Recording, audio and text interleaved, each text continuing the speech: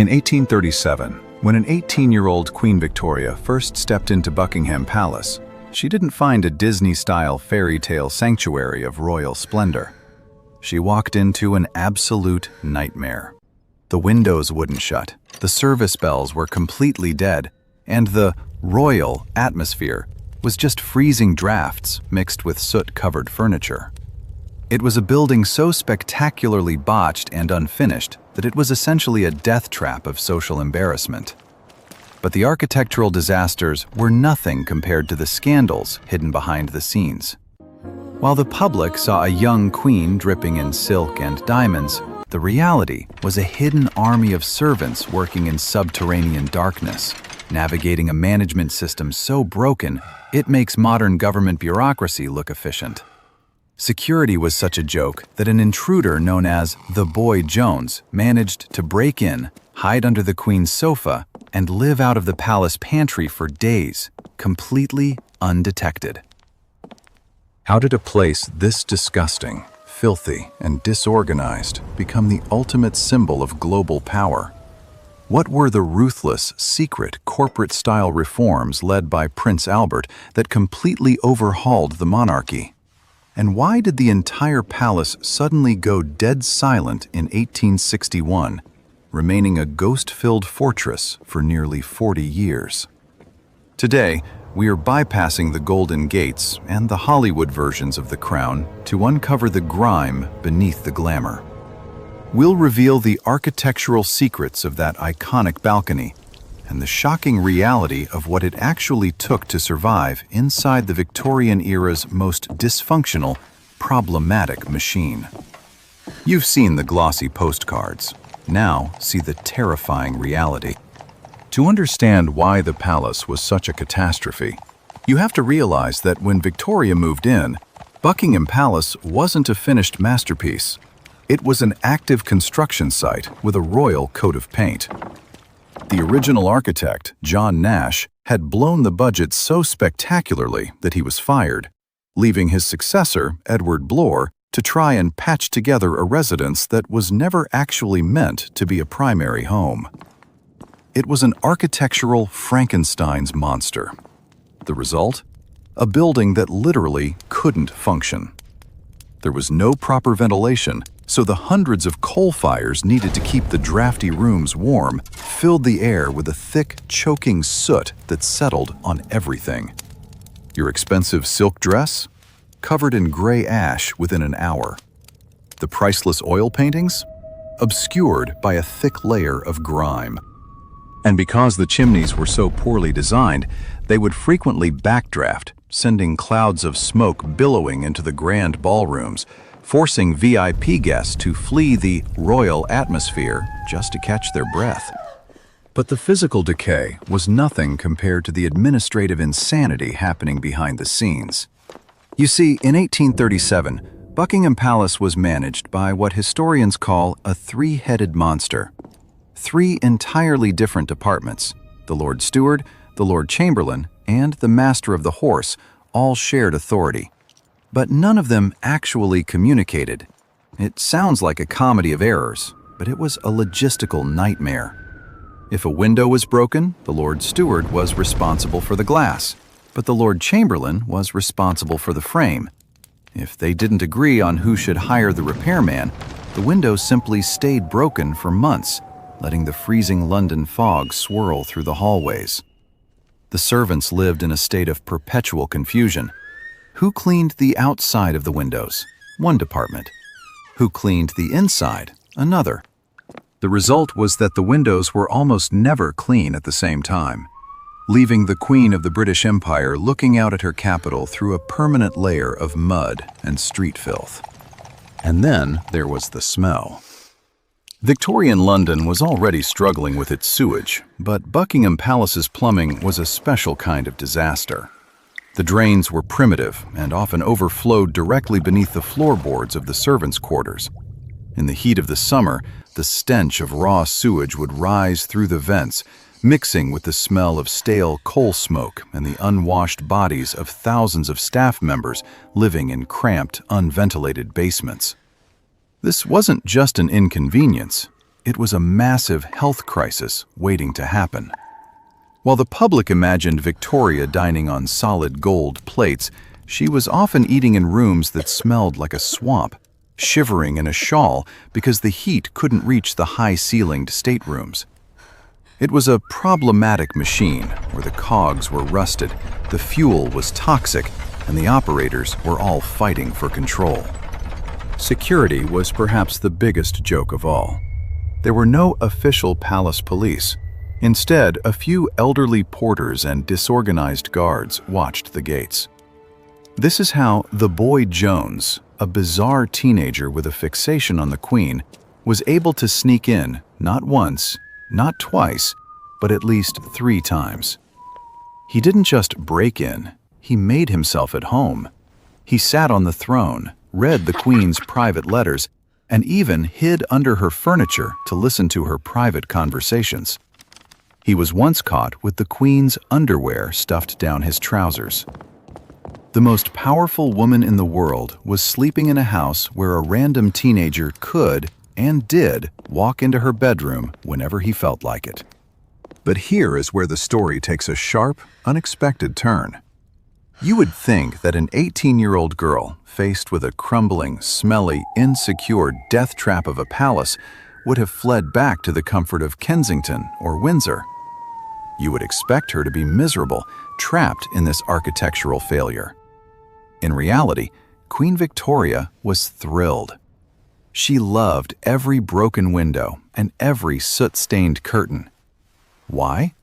Because the absolute chaos of Buckingham Palace was the only thing keeping her safe from a much more dangerous enemy, her own family. While the chimneys were smoking and the drains were leaking, a secret war was being waged for the very soul of the monarchy, and the palace's dysfunction was Victoria's greatest weapon. The palace wasn't just a house, it was an escape room. For 18 years, Victoria had been a prisoner of the Kensington system, a set of rules designed by her mother and the manipulative Sir John Conroy to keep her weak, isolated, and dependent. They shared a bedroom. They monitored every breath she took. When she moved into the chaotic, soot-filled halls of Buckingham, she wasn't looking for luxury. She was looking for distance. Every broken door and every unmonitored hallway was a barrier between her and the people who tried to control her. But staying in power required more than just distance. It required a functional headquarters. And right now, the headquarters was bleeding money and dignity. Enter Prince Albert. When he married Victoria in 1840, he didn't see a romantic royal residence. He saw a failing corporation with a massive plumbing problem. Albert was a German prince with a Swiss watch mind, and the 3-headed monster of palace management drove him insane. He found out that there were hundreds of servants who had absolutely no jobs, while others were working 20-hour shifts. He discovered that the palace was paying for thousands of candles that were never lit and food that was never eaten. It was all being stolen and sold out the back door by a network of corrupt staff. Albert didn't just suggest changes. He staged a hostile corporate takeover. He consolidated the power, fired the dead weight, and installed the first modern bells and speaking tubes.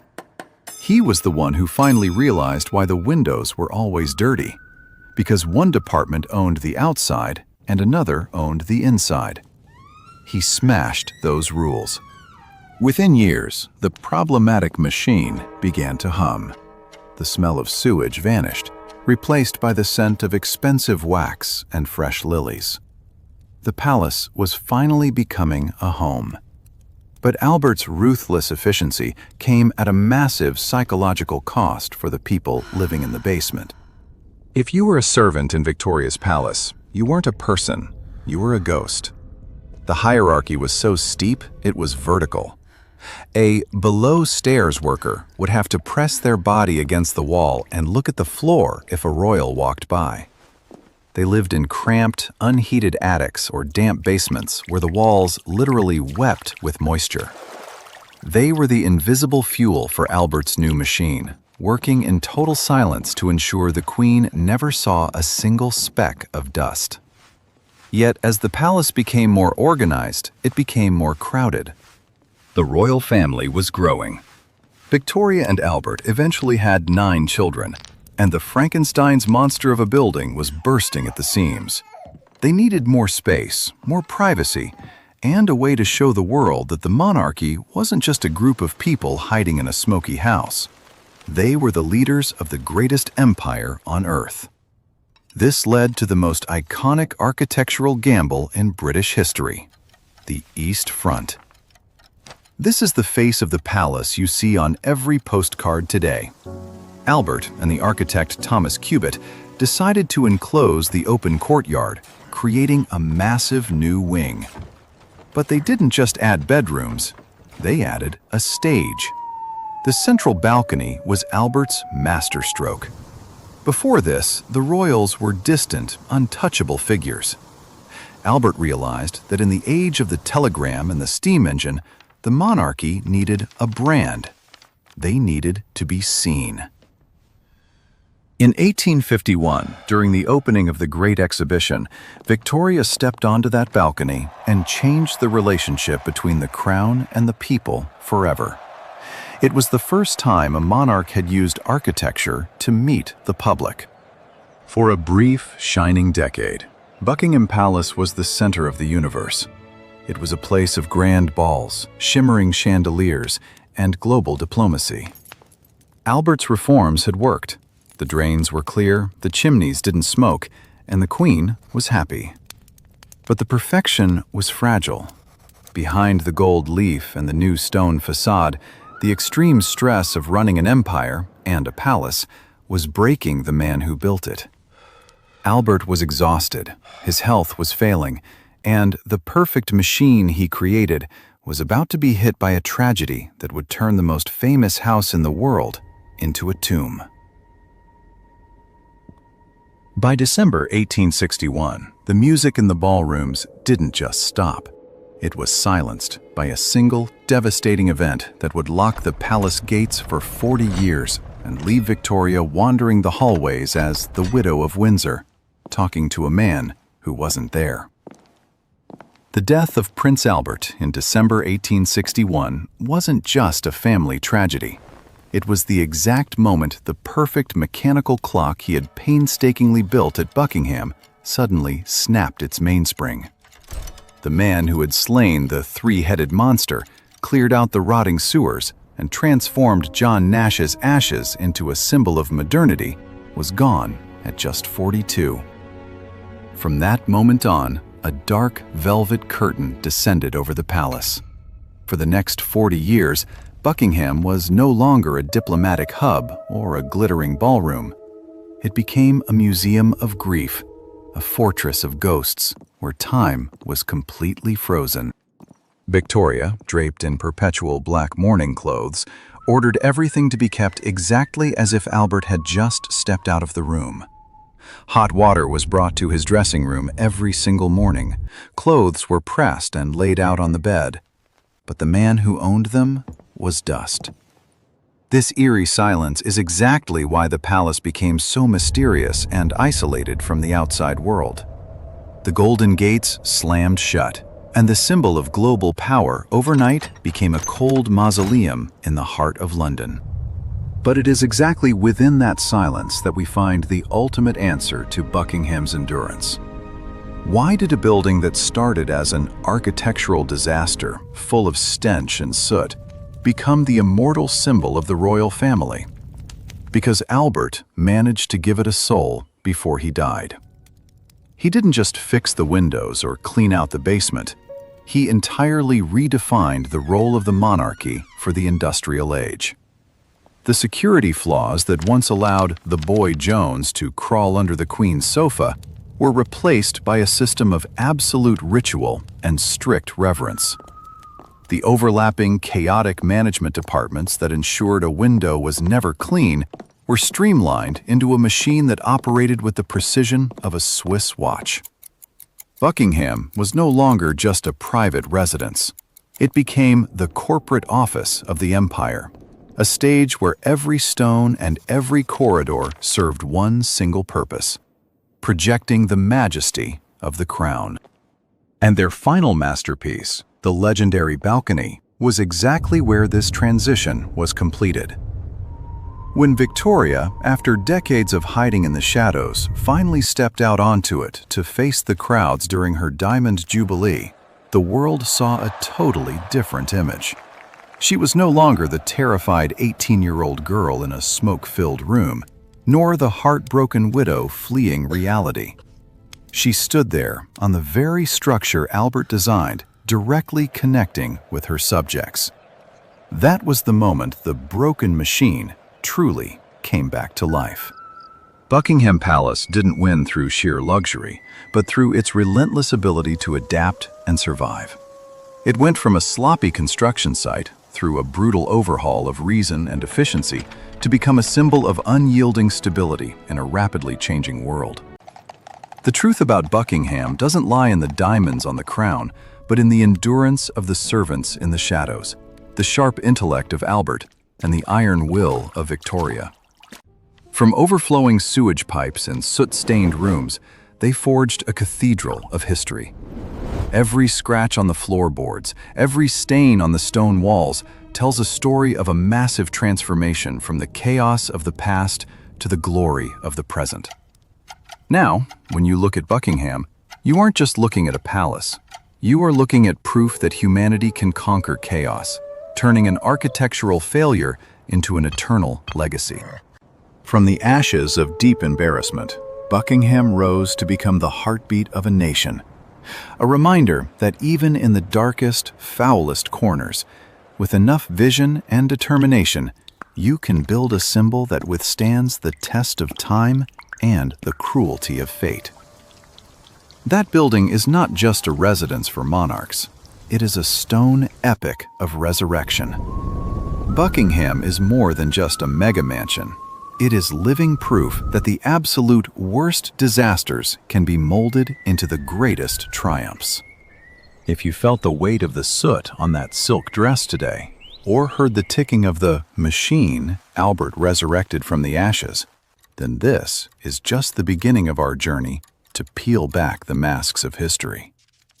The world is full of these broken machines, glittering empires built on top of rotting basements and untold secrets. We are here to take you deep into those dark corners where the rawest truths shaped the world we live in today. To make sure you don't miss the moment the next set of golden gates swings open, keep this connection alive. Hitting that subscribe button isn't just a click, it's a commitment that you will never look at history through glossy, sanitized postcards ever again. Together, we are going to hunt down the souls of the monuments, the people, and the events that altered human destiny. Don't let the next great secret slip by in silence, like Queen Victoria's 40 years of solitude. Step forward with us, because the stories that truly define the world are usually hiding exactly where we least expect them.